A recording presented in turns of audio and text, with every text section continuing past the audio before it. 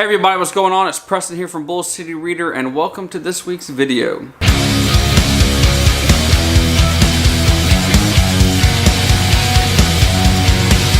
So it's been a little bit since I put up a video, and I'm sorry.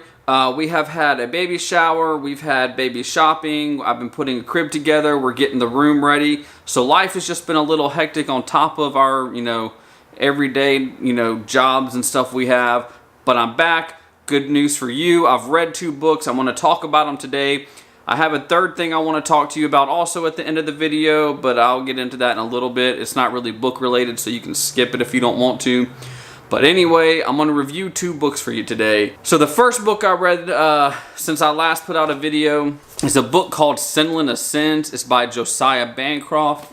This is the beautiful cover for Senlin Ascends, as you can see, is what I was going to say. As you can see, so Josiah Bancroft originally put out, I think it was the first 2 books in this series. I'm not 100% sure. He self-published them, ended up getting a book deal. I'm not sure how the book deal came about, but it is put out by Orbit. There are 3 books in the series out right now. He has always said that this is going to be a 4-book series. So Senlin Ascends is the first book in the series. We follow our main character, Senlin, and his wife. They go to the Tower of Babel. I say Babel. I know other people say Babel. The audiobook narrator said Babel. I did listen to some and read some.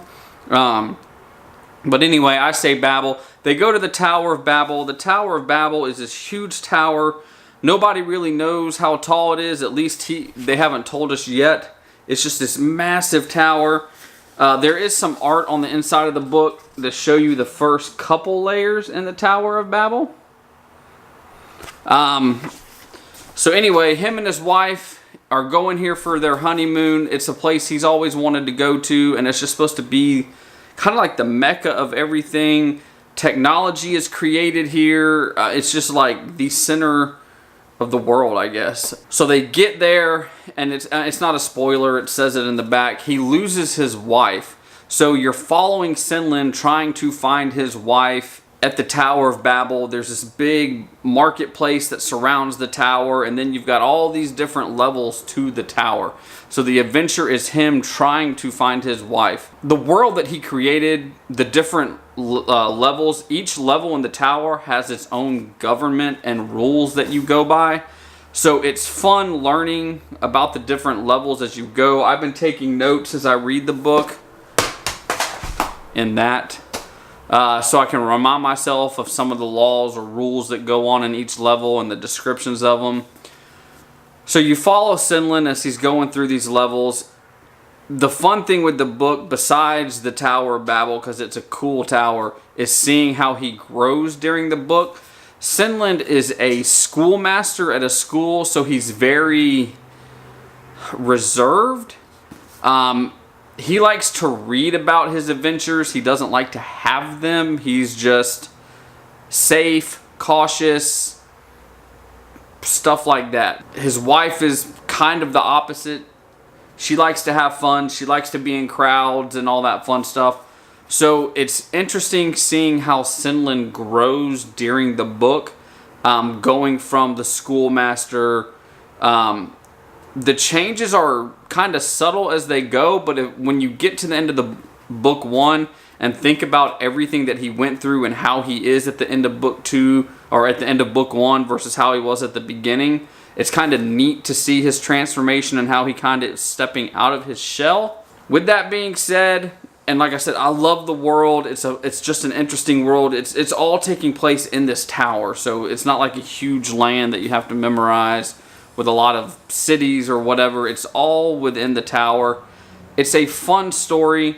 Did I jump into book 2 right away? I did not. Actually, I did. I did start book 2.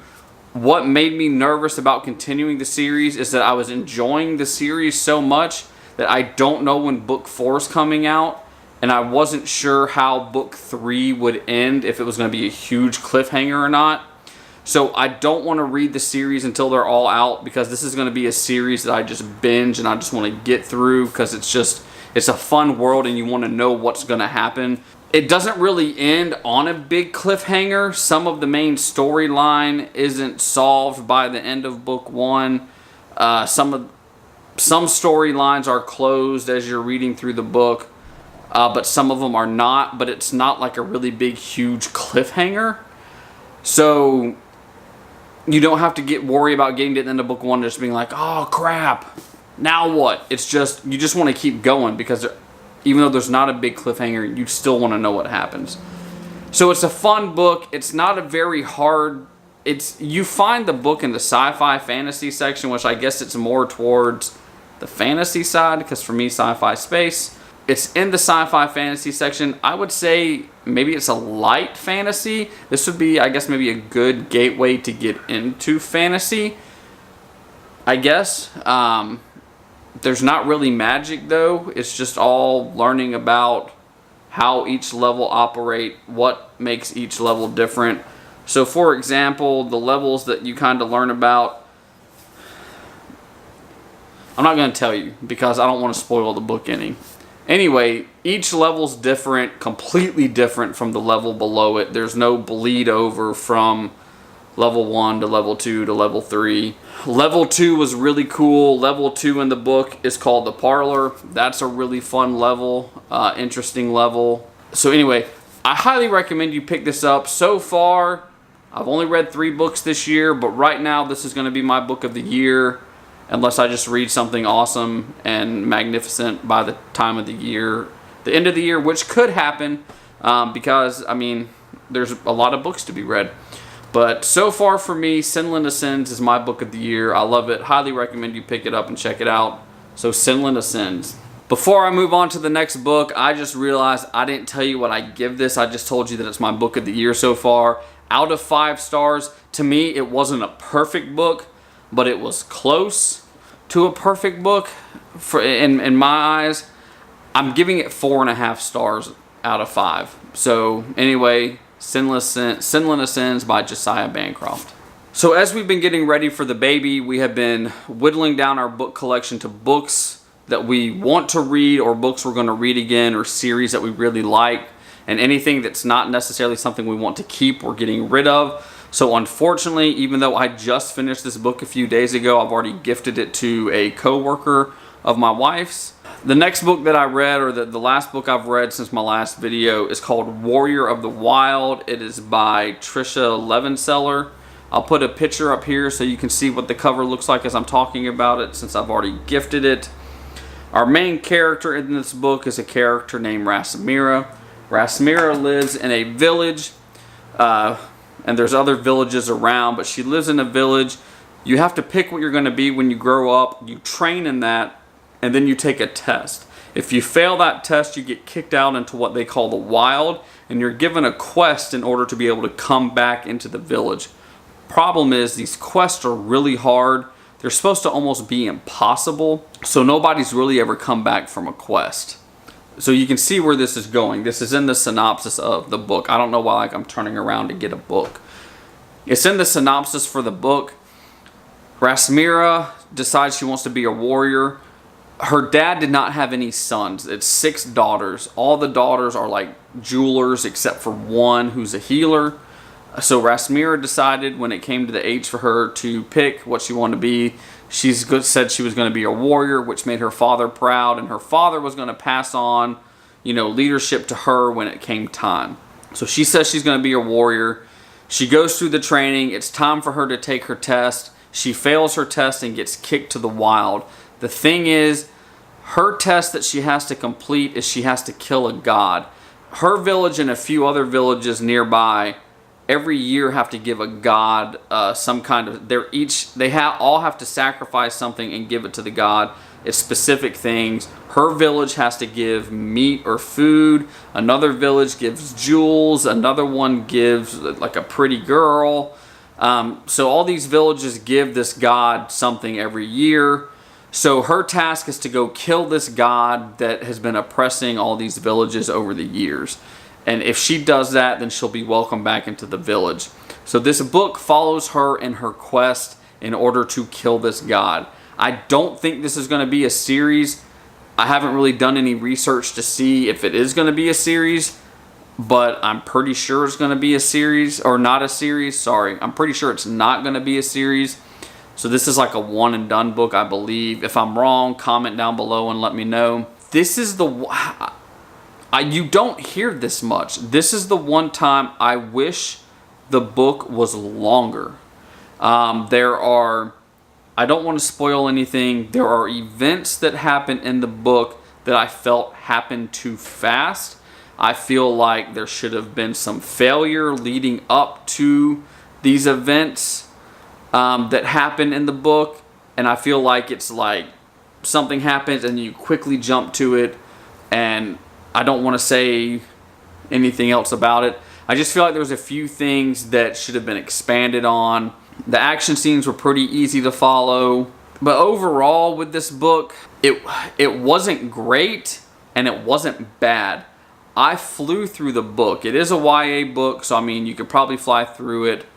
I read and listened to this one as well. You could probably just read it and be fine. The audiobook narrator, to me, she did a fairly good job. It's just when it came to different voices, sometimes it was hard to tell who was talking because she would try to change her voice. Like if there were two male characters talking, sometimes it was hard to tell which male character was who.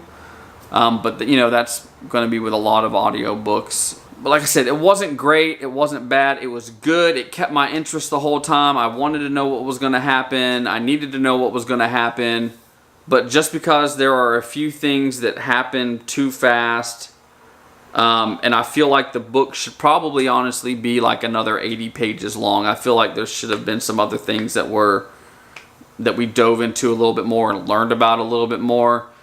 So overall, I give this book 3.5 out of 5 stars.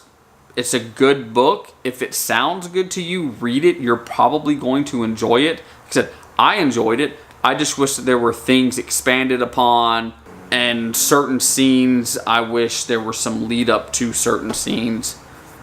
Just personal preference though. So anyway, guys, Warrior of the Wild, 3.5 out of 5 stars. So the last thing I want to do with y'all is I want to unbox this box that I have right here. I got this in the other week. I know what's in here because there was a shipping error. My package got lost. They had to send it to me again.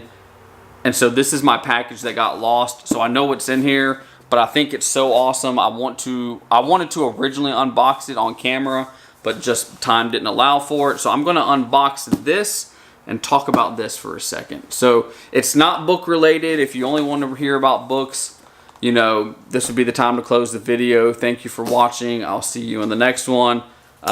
This is music related. So if you want to learn about some music I enjoy, stick around. All right, I had to go cut it open real quick. Sorry about that. So anyway, inside of this box is a plastic baggie. And this is the outside of the plastic baggie, as you can tell by reading the outside of this. This is the limited deluxe edition of the 2 new albums by Demon Hunter called War and Peace. This is the special edition. It has a couple extra bonus tracks. Anyway, hang on. So Demon Hunter is one of my favorite bands of all time. I absolutely love them. They are a heavy metal band. They are a Christian band, but it's not like your typical Christian music. Besides the fact it's heavy metal, it's not like their lyrics have meaning to it, but it's not blatant that it's Christianity, if that makes any sense. And when I say this is one of my favorite bands, I'm a huge Metallica fan. I've never joined their fan club. Demon Hunter is the only band that I've paid to be in a fan club for. So they released 2 albums this year, both at the same time, same day, called War and Peace. It's 2 completely different feeling albums. The War album is more of your heavier stuff, some screaming lyrics to it, where Peace, some of it are kind of tunes you can rock out to, but there's really not any screaming in the songs. So this is the deluxe edition of it. When you open it up, there are going to be 2 things that fall out. So I'll show them to you first. You get an alternate cover for each album. So this is the alternate cover for War. And then you get an alternate cover for Peace. This is the cover for Peace. So it's like a poster you can hang up if you want to, or you can keep it inside the box. So when you open this, so this is what it looks like, and this kind of tells you which album you're looking at. It probably won't focus in on it because of me. There we go. If you open it right now, you'd be listening to War. If you flip it over, you'd be looking at Peace. You open it up, you have the CD right here inside of it, and then it tells you this is the War album. As you flip through each album, or as you flip through it, yeah, so those were alternate covers. Here is the album cover for War. It has, you know, a letter to the fans from the band. And then the one cool thing is, so next up you'll get the track listing and a photo of the band. What I love is in this, on one side you're going to have the lyrics to a song. So this is the lyrics to Cut to Fit, which is one of my favorite tracks. And then on the opposite page, you have handwritten by the lead singer the meaning behind the song, why he wrote the song, the meaning behind the lyrics, and what it means to him. So you have that for each song as you go through. There are a few like band photos as you're going through. There's band photos. So it's like that for the War album. Just to briefly talk about the War album, like I said, War is the heavier album. It's more of the screaming. They're screaming in it. They're singing. The one thing that they've always done a great job with in all their albums leading up to these two albums releasing at the same time, they have amazing guitar riffs. Love the music. They do a great job of balancing when they do screaming and when they sing. So like I said, just to show you an example, I'll play you like 3 clips from my 3 favorite songs from each album. So on the first album, the 3 songs that I find myself going to, there's not a bad track on this album. I know people say that about their favorite bands, but honestly, this band just gets better over time. I don't find myself skipping any songs. They're just all great songs. With that being said, the first song, the very first track is one of my favorites. It's called Cut to Fit. So here's a quick clip of Cut to Fit. And I'm sure that, you know, I'll get dinged on YouTube for this, but whatever. I knew the fight was all in vain, but I felt you falling. Mind on my way, found a world of pain. Cut it to fit in the base of my heart. Cut it to fit in the base of my heart.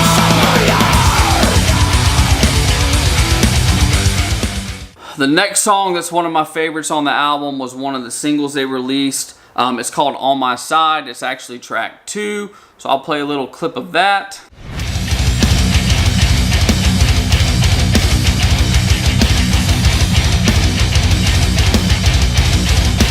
I've been waiting. Give me a sign. There's nothing left to face, only the time. The final track that's one of my favorites is the last song if you buy the regular album. It's track 10 called Lesser Gods. It's just another one of those songs that I really... The chorus is one of my favorites for the on all the albums. And I just find myself going to it when I listen to the album. So anyway, here's a clip of that song. Don't turn and face the odds.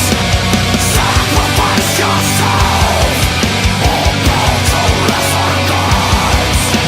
Sacrifice yourself, or bow to lesser gods.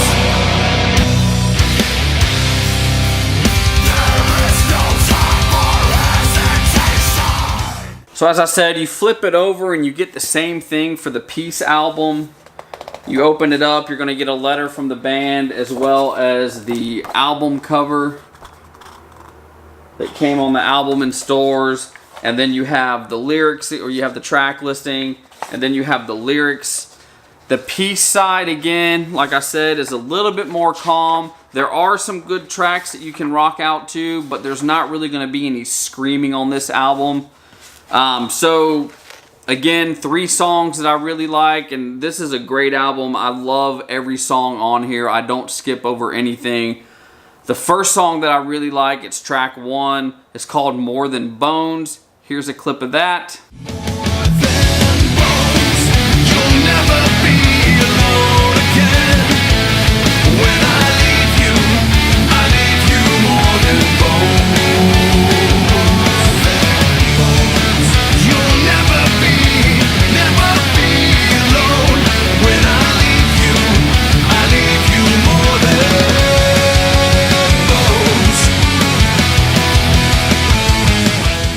Another one of my favorite songs on here is track number 5 called When the Devil Comes. One of the reasons I really love this song, if you remember back in the early 2000s, I think, maybe late 90s, there were some bands called Tantric and another one called Days of the New.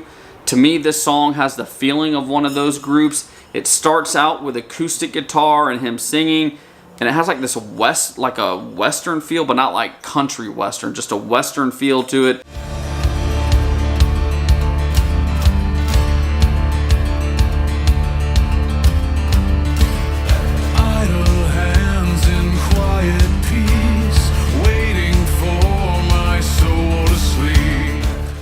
And then as the song goes on, more pieces of the band comes in, and by the middle, everybody's playing. It's just a powerful, great, great song.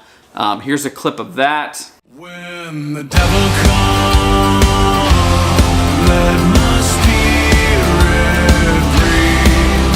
When the devil comes, lay me at your feet. Another one of my favorite songs is called Time Only Takes. I don't know, I love the guitars, I love the vocals. So here's a clip of that. But time only takes. Time only takes.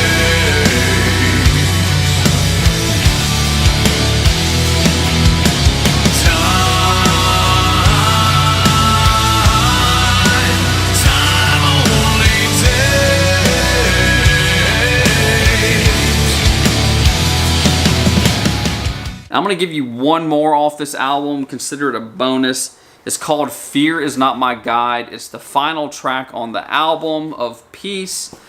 It is just him and a piano. It is just straight, raw, and amazing. One thing that always amazes me with groups like Demon Hunter is, yes, they're a hard rock group, a heavy metal group.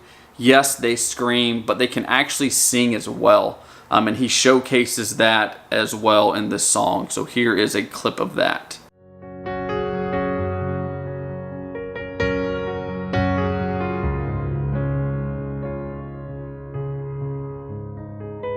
There's a cause to light my call, and when I speak, there's a fire underneath.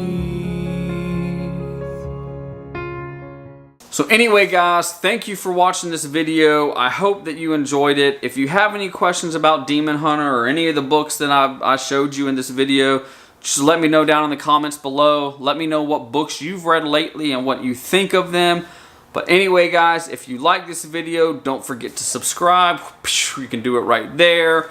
YouTube says you're going to like this video, so it's on my channel too. So check it out if you haven't watched it. I'll see you in the next video, and don't forget to share this one if you liked it. But anyways, take it easy, guys. I'll see you next time. Keep reading. Goodbye.